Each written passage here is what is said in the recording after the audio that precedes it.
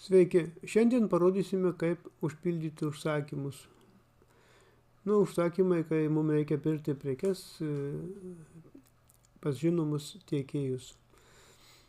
Yra dvi užsakymų formos. Yra forma vieno tiekėjo, čia yra viena sąskaita. Vieno tiekėjo dabar pradėta sąskaita čia pildyti. Ir, sakykime, reikalingas dar ir kito tiekėjo. Padarom suvedimą. Taip. Ir tada įsitraukiam, užsivedam 7, sakykime, geras, mielas tiekėjas yra šitas ir jo prekes susivedame. Sakykime, mums reikia šito tiekėjo yra šitą. Rašo, kad nepirkta, kadangi statistikos dar nėra. Naujai čia vedama yra viskas.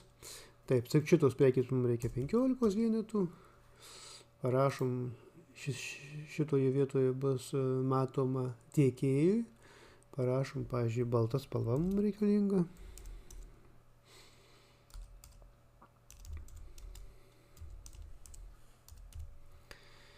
Taip, kitą prekę. Šitos, sakykime, mums prekės reikia 25 vienetų. Šitos, sakykime, prekės reikia 36 vienetų. Čia galim vėl kažkokią pastabą parašyti. Jeigu neturėsite, užsakykite. Taip, jisai matys šitą pastabą. O šitoj pastaboje pasirašom, čia jau prekės pastaba, jinai matoma bus ir prekėse, bet čia yra matoma tik tais mums. Ir, sakykime, užsirašom datą pasižymimą. Aš tai paprastai pasižymiu datą dėl, kad užsakyta, sakykime, jeigu neturės. Taip, 09.29 užsakyta.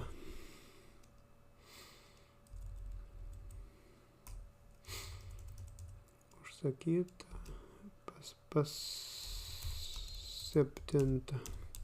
Nes tą prekę gali vežti ir kiti tiekėjai. Taip, mes turime dabar suformavę, reiškia, sąskaitą ir galim jau jam siųsti peržiūrą. Nieko dabar nerodo, kadangi mes jos nepažymėjom, turim pažymėti, kad mes užsakom. Pavyzdžiui, visas prekes pažymim jo. Čia galim parašyti pastabą, kad tai yra paskutinis užsakymas.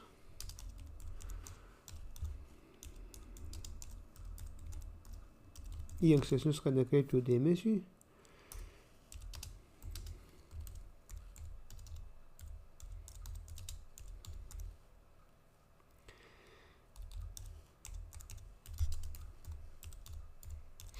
Taip, nueinam į detalės sritį, kad neliktų pieštukų.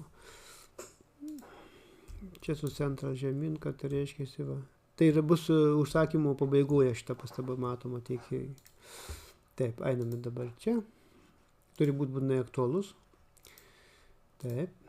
Ir matome jau suformuotą tokį reportą.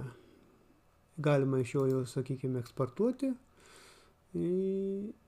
Eksportuojam į kur, pavyzdžiui, į download, sakykime, šitą katalogą. Aš tai prašau, kad tai yra 7. Arvidija. Čia savo rašau, aišku. Ir datą prašau 024 09.29. Ir publikuoju.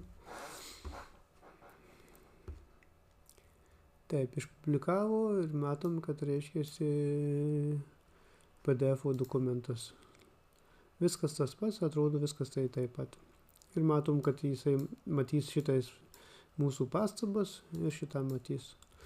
Užsakymo numeris yra, kas suformavo, yra spausdinimo data. Tai yra oficialus dokumentas iš įmonės kitai įmoniai. Ir šitos užsakymus mes, reiškiasi, juos katalogę laikome dėl istorijos, dėl kažko, ar dėl klaidų, ar dėl kažko, pasižiūrėti kartais reikia. Tai va, tai čia yra vieno tiekėjo forma ir yra visi užsakymai. Tai čia reiškia, kad visi užsakymai visų tiekėjų, bet čia yra prekės tos pačios. Jeigu mes norim, sakykime, į šito tiekėjo nueiti užsakymą, 2 kartus paspaudžiam ir jau mes atsirandam kito tiekėjo prekėse. Čia matom, nieko pastabose nieko nerašym ir nepažymėjom. Sakykime, mums reikia vienos prekės, paspaudžiam lupą, peržiūrim ir va matom, yra suformuotas užsakymas kitam tiekėjui, kurį taip pat galime įsiųsti, jeigu reikia. Tai tiek. Parodysiu kitą kartą, kaip pagal užsakymus paimuoti prekes.